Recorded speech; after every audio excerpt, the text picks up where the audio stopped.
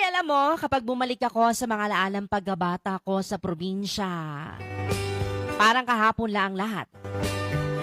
Yung simpleng buhay, yung bang mga bagay dati, Madi, na hindi mo pinapansin pero ngayon, namimiss mo na. Madi, tuwing umaga, gigising ka sa tilaok ng manok at hindi sa alarm clock. Tapos paglabas pa ng bahay mo ay mararamdaman mo agad ang labigan ng simoy ng hangin at amoy na amoy mo ang halimuyak ng mga bulaklak at damo na basa dahil sa hamoga. Yung tipong hindi mo na kailangan magmadali.